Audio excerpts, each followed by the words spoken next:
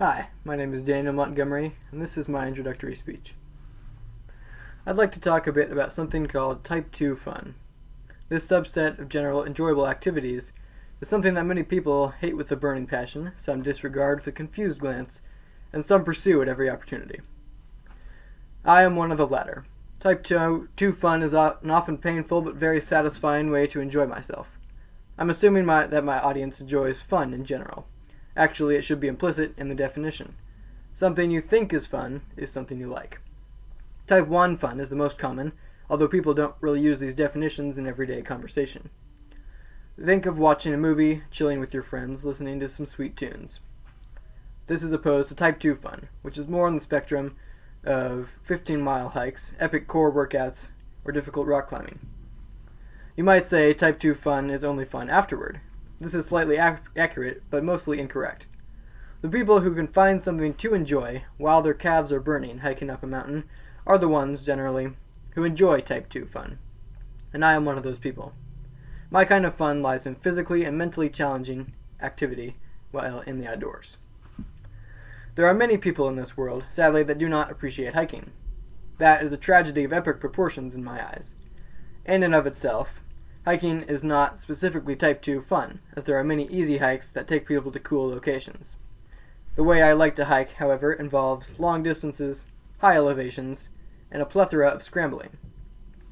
Scrambling is the bridge between hiking and rock climbing, another activity I devote my time to. It involves light use of the hands on the trail, occasional exposure along cliffs, and areas in which a fall might be deadly. As an example, I'll tell a story about a trip to Red Mountain near Snoqualmie Pass that I've taken a few times in the summer of 2020. The first few miles hikes up a gentle trail through some pretty woods. Eventually, one will have to leave the trail and follow a steep and loose ridge to the summit. Climbing like this is an exercise in balance and mental poise that can be exhausting. A fall from the steep ridge likely wouldn't be fatal, but it would be very unpleasant. No ropes are used, since this is scrambling and not technically difficult enough to be rock climbing, so there is always the mental fear of falling in the back of your mind, coupled with the physical burn in the legs and the concentration required for good coordination. This may not sound appealing, but mental delusion is really not a reason that people do this. The summit had amazing, beautiful views, and I decided to descend by a different route.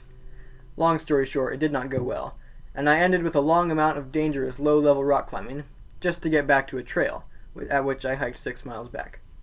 Overall, it was a 12-mile, wet, scratchy, dangerous, mentally taxing trip, and yet I was still smiling at the end. Was it just the relief of it being over? The fact that McDonald's was within reach? If so, why did I go back a few weeks later? The element of challenge is more than this. Not everything must be simple enough to be easy, and easy to be enjoyable. Conversely, not everything dangerous must be adrenaline-inducing. Perhaps a more athletic and less mortally dangerous Type 2 fun sport is rock climbing. I say less likely to be fatal, because generally one would use a rope. Of course, there are a myriad ways to be killed rock climbing if you are careless.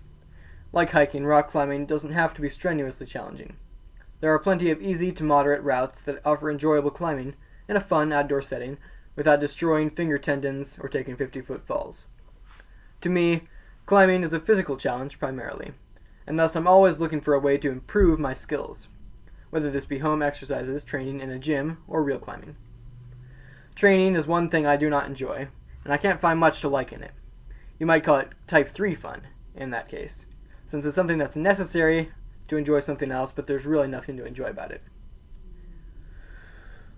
Gym climbing is also something you have to do to enjoy rock climbing outdoors, although it isn't half as fun as climbing on real rock. When I'm outdoors, however, I frequently end up with forearm muscles so pumped I can barely drive home, fingers dripping blood, and cuts on my ankles from tight climbing shoes. In the moment, I barely notice. I've gone hours before I notice that when I fell, I gashed my thumb open, or that my shoes are digging into my feet. This interesting psychological effect comes from the focus of Type 2 fun. I enjoy it, yes, but it is also challenging and frequently painful. In essence, Type 2 fun has been around for a long time. The satisfaction of having provided food for your family by a long day of back-breaking work in the field or hunting is an early form.